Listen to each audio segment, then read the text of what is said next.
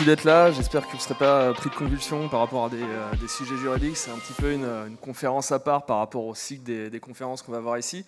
Mais je pense que vous allez quand même apprendre des trucs assez intéressants, auxquels vous n'êtes pas forcément sensibilisés.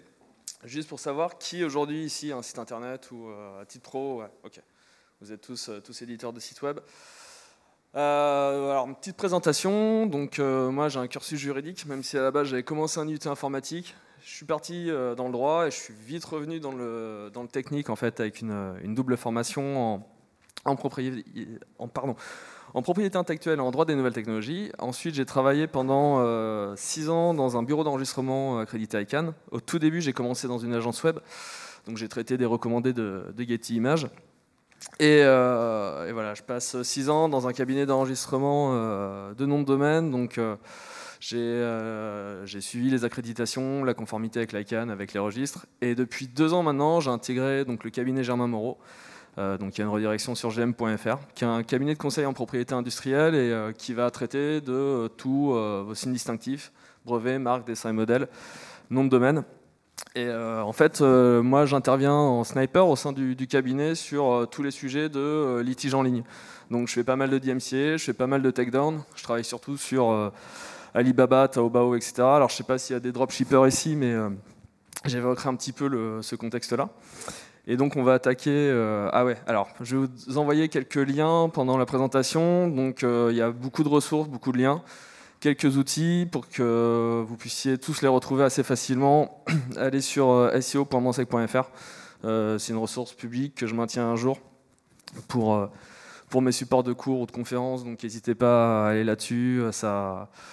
C'est défini en catégories, pas mal de jurisprudence aussi sur des décisions par rapport à des hébergeurs, des éditeurs, des référenceurs web aussi. Et donc, on va pouvoir...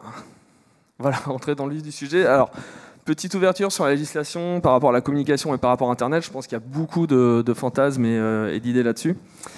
Je viens sur un texte qui est très ancien, mais si on est ici aujourd'hui, c'est en grande partie par rapport à ça, puisque c'est la première fois en fait, qu'on va instituer le principe de libre communication, donc c'est la Déclaration des droits de l'homme et du citoyen. Ce qui est intéressant, donc c'est un texte qui a plus de 200 ans, et dès cette époque-là, on a prévu qu'on doit répondre de l'abus de cette liberté d'expression dans les cas qui sont déterminés par la loi. Donc dès le début, on avait fixé le fait qu'il y avait un principe, mais qu'il y avait quand même pas mal de limites derrière. Alors, quelques dates clés au niveau juridique qui vont intéresser en fait, les éditeurs de sites internet. Donc la Déclaration des droits de l'homme et du citoyen en 1789. 1880, vous avez une idée d'une grande loi qui peut vous concerner. Alors c'est la loi pour la liberté de la presse. En fait, ce que vous ne savez peut-être pas, c'est qu'à partir du moment où vous éditez un site internet, que ce soit à titre personnel ou à titre professionnel, vous êtes exactement sous le même statut qu'un journaliste. Vous avez exactement les mêmes obligations qu'un journaliste. Quand vous publiez un post sur un blog, vous êtes soumis à la même contrainte qu'un journaliste qui va rédiger un papier dans l'Équipe ou dans Le Monde. Ça, on a tendance un peu à l'oublier, mais vous êtes soumis à cette loi-là qui prévoit tout le délit d'injure, de dénigrement, de diffamation, toutes les atteintes au droit à l'image, à la propriété intellectuelle, etc. En 86, loi Léotard, donc là, le législateur met un petit peu à jour cette loi-là en la portant sur les aspects numériques, puisque bon, on a le Minitel, mais on a aussi la télé, c'est le début des radios libres. Et enfin, on a la fameuse directive e-commerce du 8 juin 2000 qui va être transposée en droit national par une loi que vous devez tous connaître, qui est la LCEN, la loi pour la confiance dans l'économie numérique, et en fait qui va être la grande loi qui va chapeauter vos activités aujourd'hui. Internet, alors est-ce qu'il y a un code de l'Internet? Est-ce qu'il y a un code de la communication? Non. Il faut avoir conscience qu'en fait, Internet, c'est simplement un espace sur lequel vous allez réaliser des actes de la vie courante. Comme je peux aller acheter du pain, je peux aller acheter un disque dur dans un magasin, je peux commander un article sur Internet, je peux louer mon bien sur Internet. Internet, c'est simplement un support sur lequel je vais réaliser des actions de la vie courante. Donc en fait, toute la législation qui est déjà existante, elle va être portée sur Internet. Internet n'a pas un propre code. Et à partir de là, on a plusieurs sources du droit qui vont concerner Internet, puisqu'il y a une dimension forcément internationale. Donc on a une grande part de législation internationale, notamment sur le commerce en ligne. Étant un pays européen, on a quand même pas mal de législation au niveau européen pour essayer d'uniformiser Alors, le but, c'est absolument pas, dans un premier temps, de protéger le consommateur, c'est simplement de développer les activités entre les pays européens. On a quand même la volonté de libre circulation des biens, des capitaux, des personnes. Et en fait, on s'est rendu compte à un moment que un acheteur en Espagne, il pouvait avoir peur d'acheter sur un site en France parce qu'il n'a pas forcément les mêmes législations. Donc c'est pour ça qu'on a eu beaucoup de règles au niveau communautaire pour pouvoir harmoniser ça et faire en sorte que les Européens puissent acheter sur Thomann en Allemagne sans avoir peur des règles spécifiques, etc. puisqu'on a à peu près en fait toutes les mêmes législations. La LCEN qu'on a en France, elle est liée à la directive de 2000 qui s'applique à tous les pays européens. Donc tous les pays européens en fait ont un équivalent de la LCEN. Les droits que vous avez en vertu de cette loi-là, vous les avez quel que soit le site sur lequel vous achetez en Europe.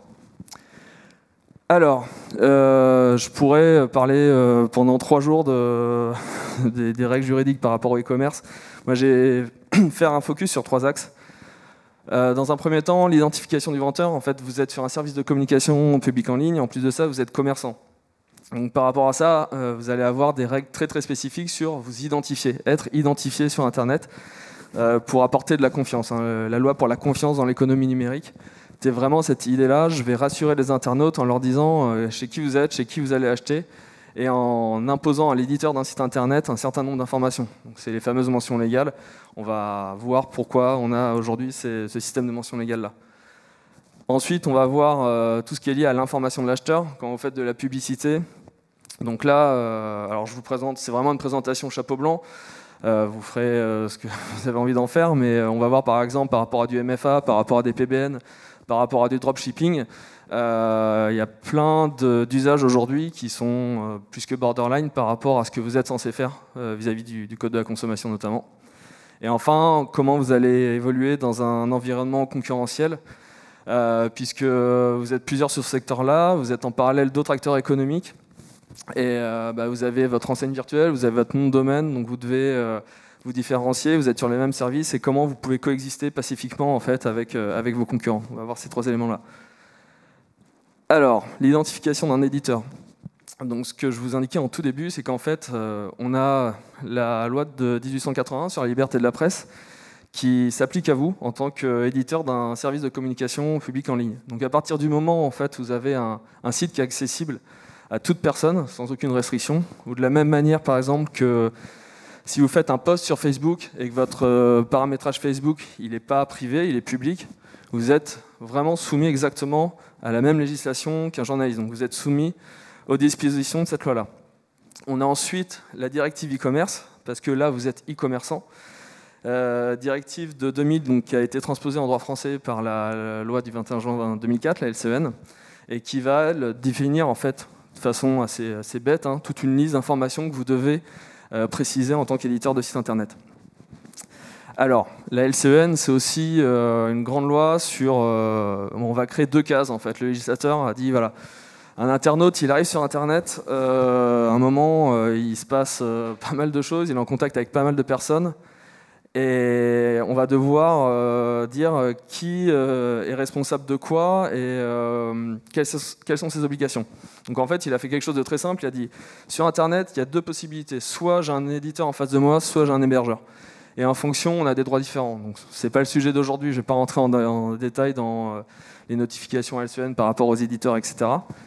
Mais c'était une séparation qui pouvait se faire assez facilement en 2004. Aujourd'hui, ça a beaucoup changé. Il y a eu les marketplaces, par exemple, qui ont pas mal changé la donne. On a aussi des plateformes qui sont devenues à cheval entre les deux. Par exemple, YouTube, juridiquement, va être considéré comme hébergeur quand vous uploadez une vidéo chez eux. Par contre, quand YouTube met en tendance des vidéos, il a une activité éditoriale. Donc il va avoir un statut juridique à ce moment-là d'éditeur et une responsabilité d'éditeur sur ça. Alors ça s'appelle les ours. C'est tout simplement ce que vous retrouvez dans toutes les publications dans l'imprimerie. Dans les journaux, vous avez à chaque fois ces mentions-là qui sont indiquées, qui sont justement liées à la loi pour la liberté de la presse, tout simplement pour vous permettre d'identifier qui est l'éditeur d'un journal, d'un livre, pour pouvoir mettre en cause sa responsabilité. Et en fait, ça a été porté par la LCEN avec l'article 6 qui va imposer les fameuses mentions légales que vous retrouvez sur beaucoup de sites et en fait qui est absolument obligatoire que vous soyez d'ailleurs un particulier, un professionnel, commerçant ou non commerçant. La seule différence, c'est que si vous êtes vraiment un particulier et que vous faites ça dans une optique qui n'est pas commerciale, vous pouvez uniquement mentionner l'hébergeur. Par contre, sur le papier, tout site internet qui s'adresse à un public français doit contenir ces informations-là. Alors, ces informations, elles sont listées à l'article 6 de la loi pour la confiance dans l'économie numérique. Donc, encore une fois, ces liens-là, ils sont présents sur seo.mansec.fr. Tout simplement, qui est l'éditeur, donc sa dénomination, numéro de téléphone, le numéro RCS si jamais c'est une société qui a enregistré, le capital social, l'adresse du siège social, le nom du directeur ou du co-directeur de publication. Donc, en général, ce n'est pas forcément précisé dans les mentions légales, on considère souvent que c'est l'éditeur. Et enfin, une deuxième partie qui concerne l'hébergeur. Donc, en France, on a 30% du temps OVH qui va apparaître à ce niveau-là. Mais ça, c'est tout simplement en fait, une information pour une personne qui subit une atteinte sur un site internet. Elle doit savoir, dans un premier temps, qui elle doit contacter en tant qu'éditeur, et dans un second temps, qui elle doit contacter en tant qu'hébergeur. Alors, à savoir que le texte prévoit que c'est l'absence de ces mentions-là, en fait, c'est condamné par 1 an d'emprisonnement ou 75 000 € d'amende. On a très peu de jurisprudence là-dessus, je vais quand même vous en montrer 2, qui ont condamné des sites qui n'avaient pas de mention légale. Et à savoir que si un concurrent à vous n'a pas de mention légale, au final, c'est de la concurrence déloyale. Éditeur e-commerce. Donc là, on va avoir 3 informations supplémentaires par rapport aux précédentes informations. On va devoir indiquer un courrier électronique, donc une adresse mail, et des coordonnées téléphoniques qui permettent effectivement d'entrer en contact avec vous. Alors, pourquoi cette précision-là?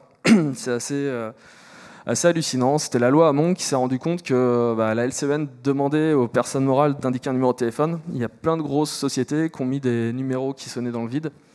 Et en fait, le législateur a dit on va quand même préciser que ça doit être un numéro qui permet effectivement d'entrer en contact. Et c'est uniquement valable en fait pour les éditeurs e-commerce. Les éditeurs classiques n'ont pas eu cette modification-là. Et enfin, du coup, le numéro de TVA en tant que professionnel. Ce qui fait que donc, classiquement, on va retrouver les informations par rapport à la société, les informations par rapport au directeur de publication. Donc là, j'ai pas de part chez Snowleader, mais leurs informations légales sont plutôt bien faites. Donc là, on a vraiment la déno sociale, le capital, l'adresse, le numéro sirène, le numéro de TVA.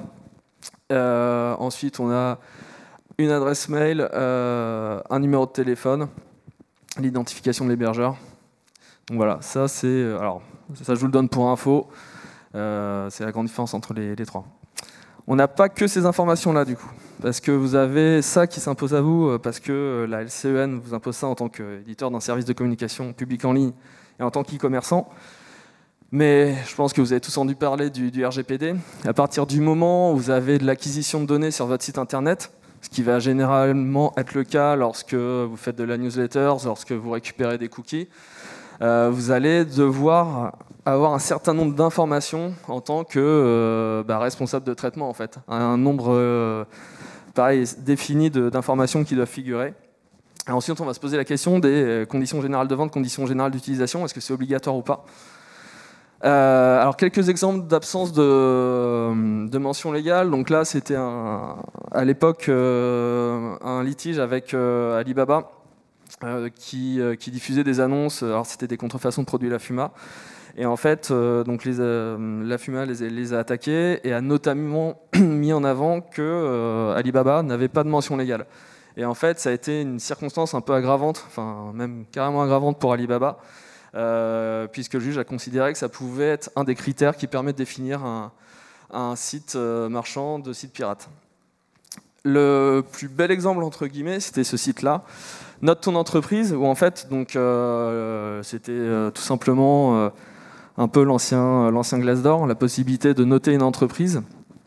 Et donc, il y a une entreprise et avait une personne qui avait été désignée, qui n'était pas forcément ravie des commentaires sur elle, qui a voulu exercer son droit de réponse, parce que ça, c'est imposé par la loi sur la liberté de la presse.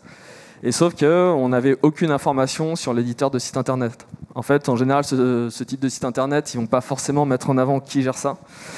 Donc, ils ont été attaqués, en fait, chaque éditeur.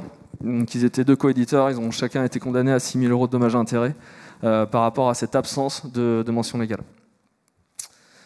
Alors, politique de confidentialité, donc ça c'est ce que je vous indiquais par rapport au RGPD. À partir du moment en fait, où vous faites de la collecte de données personnelles, vous devrez rappeler qui vous êtes, qui est le responsable de traitement et qui est le délégué éventuel à la protection des données. Indiquer la finalité et le traitement des données que vous collectez. Informer sur le caractère obligatoire ou non de fournir ces informations pour obtenir un service. Le destinataire, est-ce que c'est simplement vos salariés? Est-ce que vous allez renvoyer ces éléments-là à des prestataires? Donc là encore, je pense aux dropshippers. Sur papier, ils sont censés mentionner clairement que voilà, les informations, ça va être envoyé à un vendeur AliExpress. La mention des droits, donc ça, vous n'avez juste pas le choix. Hein, tous ces droits-là, ils doivent être rappelés et présentés à l'internaute. Et alors, sachant que ça, c'est pas du tout une nouveauté du RGPD, ça fait 42 ans que ça existe.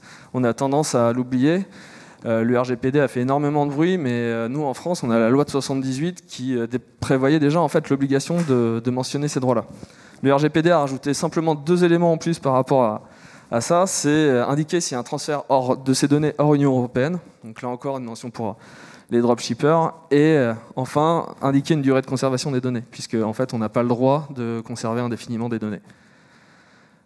Donc des exemples en fait, de captation de données que vous pouvez avoir sur un site internet, donc les fameux bandeaux insupportables sur les cookies, les inscriptions aux newsletters, les demandes de localisation, etc. Donc le consentement, alors, je ne vais pas rentrer en détail, mais le concept c'est qu'aujourd'hui la charge de la preuve elle est là-dessus. Moi je sais que j'ai retrouvé mes données chez un broker de data, et c'était aussi un peu pour me faire un cas d'école, donc je suis remonté à 2, 3, 4, 5 brokers, pour lui dire voilà à quel moment en fait j'ai donné mon consentement pour que vous ayez mon adresse, mon numéro de téléphone, etc.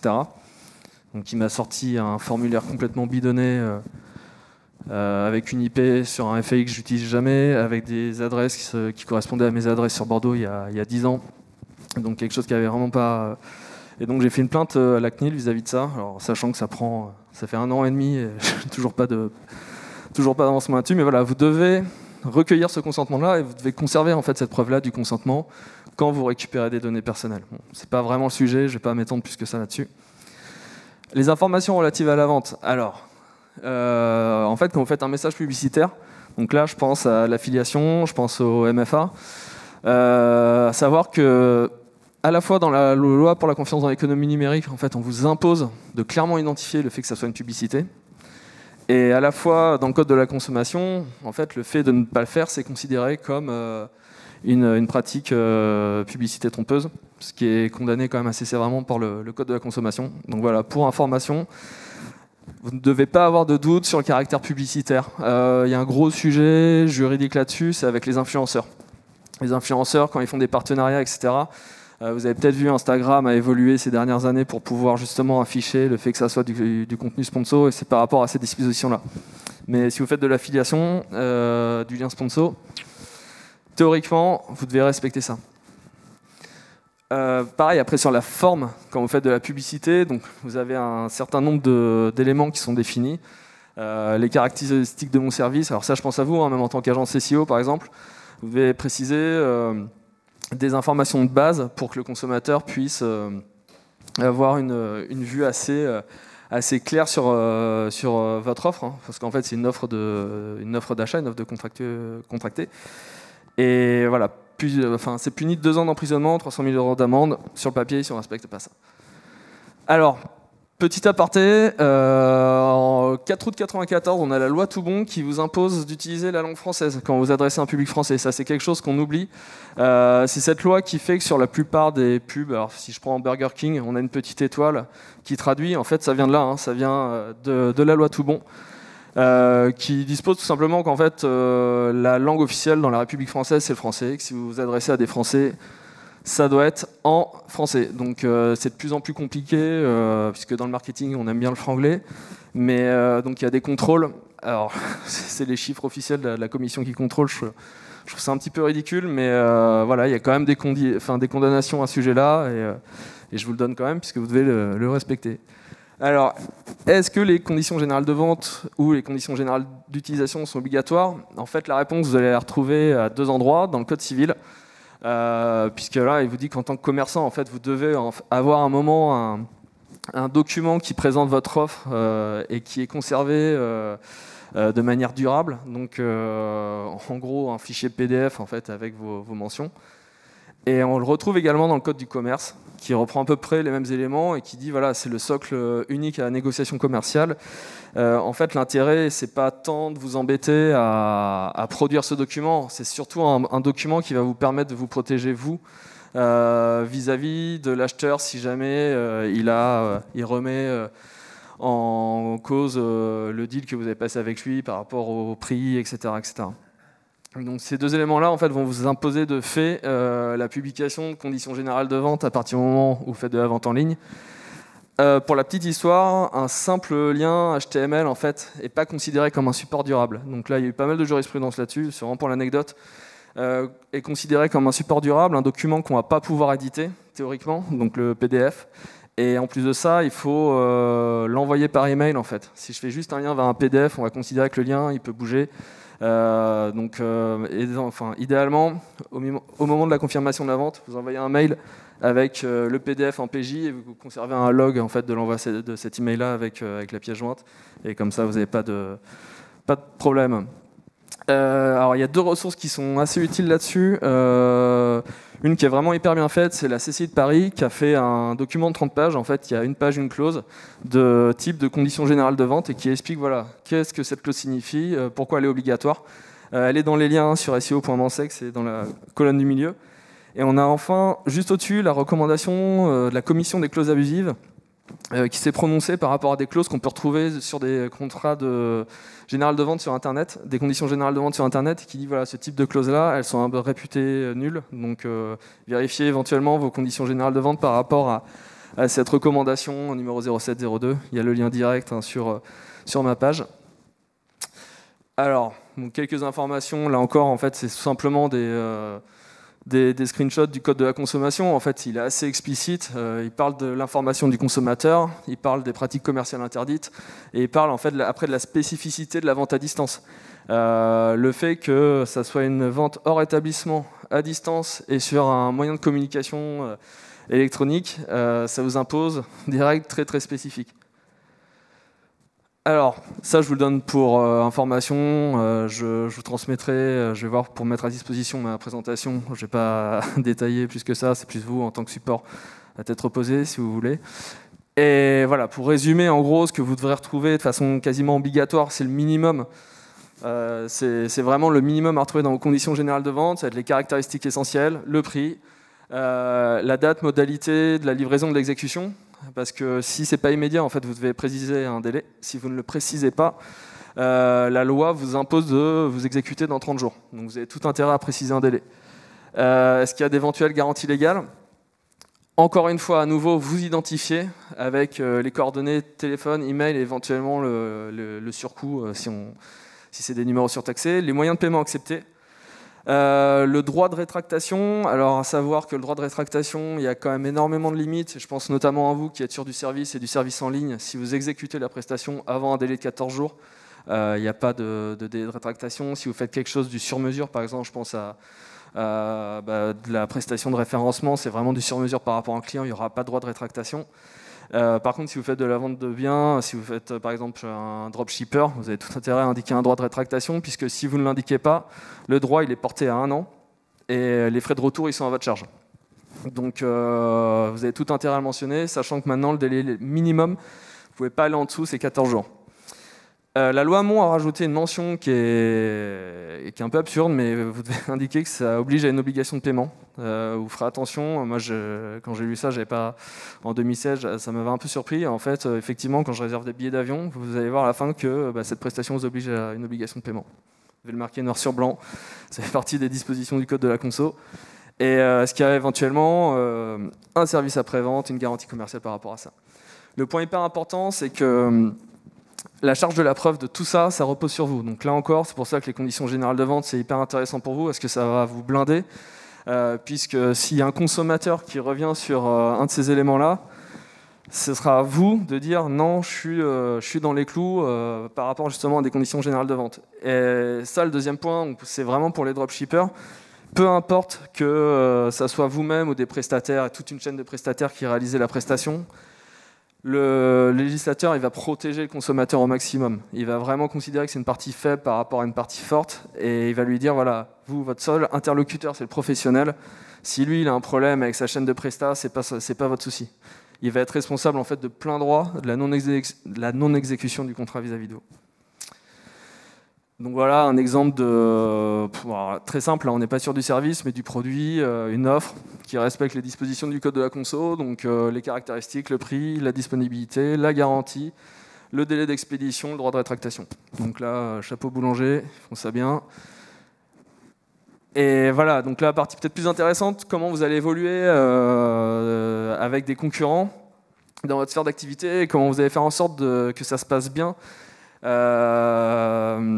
Puisque là, on a quand même pas mal de pratiques. Alors, vous n'avez pas le droit, en principe, de réutiliser la marque de quelqu'un, un nom commercial ou un autre signe distinctif, donc y compris les noms de domaine. Il y a de la très très vieille jurisprudence là-dessus, mais alors, sous certaines conditions, mais vous ne pouvez pas vous amuser à déposer le nom de domaine d'un concurrent pour le réutiliser sur votre site internet, puisque ce sera considéré comme une pratique commerciale trompeuse.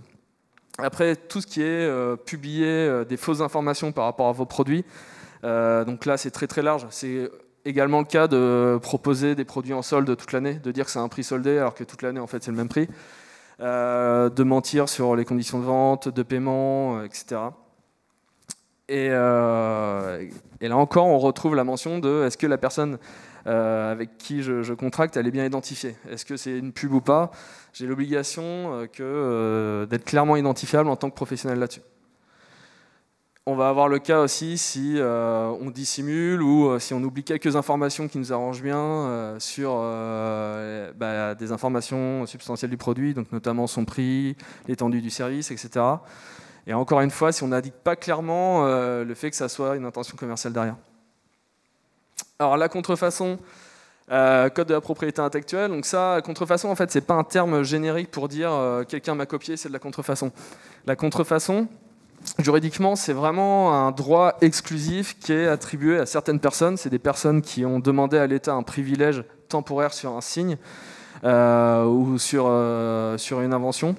Et en fait, en contrepartie de ce monopole-là, enfin de ce coût d'enregistrement, l'État va m'accorder un monopole. Donc, par rapport, par exemple, sur une marque, par rapport à des produits ou des services identiques, je suis le seul à pouvoir utiliser cette marque-là. Les concurrents ne peuvent pas réutiliser facilement ma marque si elle est déposée. Après, il y a plein de limites. Le droit des marques n'est pas absolu. Là, je pourrais très bien citer Coca-Cola, Facebook, la Fuma, sans aucun problème, parce que je ne suis pas dans un cadre commercial. C'est tout simplement de la référence nécessaire.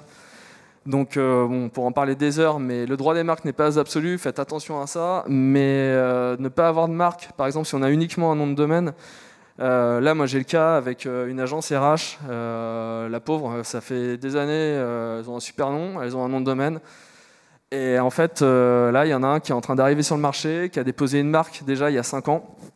Et en fait, ils sont en train de mettre en place leur site internet. Donc pendant des années, ils ont coexisté sans problème, sauf que là, ils sont en train de refondre leur site internet et ils sont en train de faire le ménage. Et ça, c'est un truc que vous allez assez souvent voir. Des marques qui dormaient un petit peu, qui ne sont jamais venues vous voir. Et en fait, rebranding ou nouveau développement. Et là, ils se réveillent, ils reviennent vers vous et c'est assez désagréable. Parce qu'en général, on se rend compte qu'on n'a pas grand-chose à faire. Alors savoir que nous, en tant que conseil, la meilleure défense, ça va être l'attaque. Donc en général, si on est attaqué, si on a des clients qui sont attaqués par rapport à une marque, on va essayer d'annuler cette marque-là. Dire vous m'attaquez avec un moyen, mais ce moyen, il n'existe pas. Et ça, c'est bon à savoir pour vous aussi. Des fois, si vous allez agir vis-à-vis de quelqu'un, en brandissant votre marque, soyez sûr de vous, sur la validité de votre marque. Ça arrive très très très souvent. On est juste à côté de vente privée. Qui a été rebrandé en VP, c'était notamment sur des sujets comme ça. Ils ont attaqué un concurrent qui utilisait... alors vente privée avait été reconnue en tant que marque, c'est un peu étonnant parce que vente privée c'est purement descriptif, un petit peu comme camping-gaz, c'est très particulier. Et en fait, ils avaient attaqué un concurrent qui utilisait, je sais plus, c'était salon privé ou je sais pareil sur de la vente en... Showroom privé, pardon, ouais, showroom privé. Showroom privé qui du coup a contre-attaqué en disant vente privée, votre marque elle est absolument pas distinctive pour vos services. Et en fait c'était plus tenable par vente privée qui a dû changer de nom à terme. Concurrence déloyale, donc ça c'est un petit peu reprendre pareil des éléments de mes concurrents mais qui ne sont pas protégés par une marque. Donc si je reprends le nom de domaine d'un concurrent par exemple, je vais tomber sous le coup de la concurrence déloyale.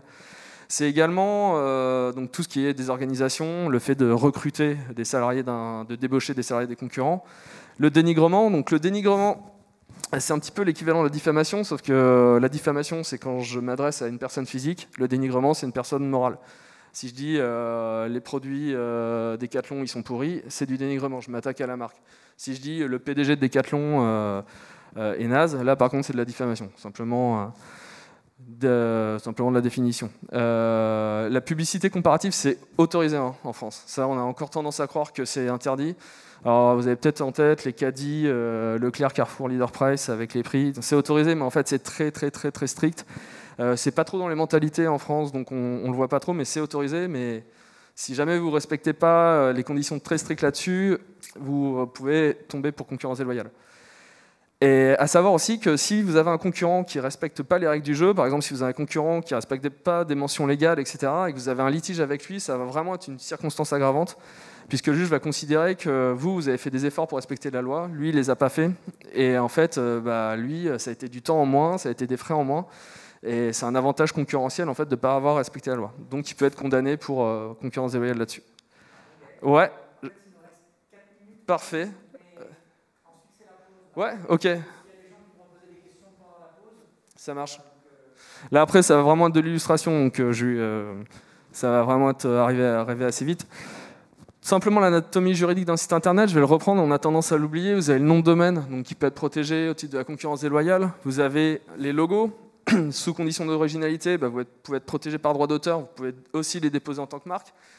Vous avez le template, donc là vous savez très bien si vous allez sur ThemeForest, etc., tous les systèmes de licence, ou même si vous faites du dev de template maison, il y a quand même des sujets de droit d'auteur qui sont à régler. Il y a quand même pas mal de jurisprudence sur des agences web qui avaient livré des sites internet aux clients. Le client commence à l'utiliser, l'agence web fait les droits d'auteur, ils nous appartiennent encore. T'as pas payé les droits d'auteur, donc c'était assez hallucinant. Mais le client s'est retrouvé à payer une deuxième prestation, tout simplement pour la cession des droits d'auteur. Vous avez les visuels. Alors, je faisais référence à Getty Images, mais faites attention aux banques d'images. Tous ces éléments-là, pareil, ils peuvent être couverts par des droits. Vous avez tout ce qui va être le contenu éditorial, vos articles, etc. Sous condition d'originalité, pareil, ça sera couvert par le droit d'auteur. Et tous ces éléments-là, ça va constituer une base de données. Donc en fait, quand vous faites un site internet, vous avez tous ces éléments-là qui sont couverts par le droit. Et quand vous allez évoluer avec des concurrents, potentiellement, tous ces éléments-là, vous pouvez vous en approcher ou les reprendre. Donc soyez vigilants à ça. Alors sur le SIA, je vais pas trop en rentrer dans le détail. Vous savez maintenant qu'il y a une jurisprudence plus ou moins établie depuis 2010. Vous avez la possibilité d'utiliser la marque d'un concurrent pour déclencher des annonces. Par contre, cette annonce, lorsqu'elle est déclenchée, par exemple GoSport peut utiliser Decathlon pour faire du SIA sur GoSport. Par contre, l'annonce qui va s'afficher doit absolument pas porter confusion avec Decathlon. Donc ce qui se fixe, c'est que, par exemple, s'il y a la mention de Decathlon dans l'URL, dans le descriptif ou dans le titre, ça va être considéré, le juge va considérer que le consommateur va se planter en voyant ça. Il faut vraiment que uniquement le mot-clé soit utilisé, mais que la marque ne réapparaisse pas au sein de l'annonce. Ouais. Ah, il y a un truc qui part, ouais, ok. Je speed. Ok, quelques exemples de condamnation, juste 25 000 € de dommages et intérêts pour avoir fait un site un peu trop proche du concurrent. Donc ça, c'est l'exemple que vous retrouverez dans le site. Pareil, 10 000 € de dommages et intérêts. Scraper la base de données d'un concurrent, et ça c'est un truc que j'ai encore vu la semaine dernière avec un client. Caviarder vos bases avec des fausses informations, c'est un truc tout bête, mais Google Maps le fait en indiquant des fausses rues pour voir les concurrents qui reprennent leurs bases. Faites-le. Quand vous avez beaucoup de bases de données, indiquez des éléments bidons pour que lorsqu'on fasse dès qu'on fait un constat d'huissier, on remonte ces éléments bidons chez le concurrent, et là c'est jackpot. Donc 50 000 € de dommages et intérêts pour particulier à particulier. Pomper les conditions générales de vente, c'est du parasitisme, 10 000 € de dommages et intérêts. Pareil, donc pomper le visuel d'un concurrent, 20 000 € de dommages et intérêts.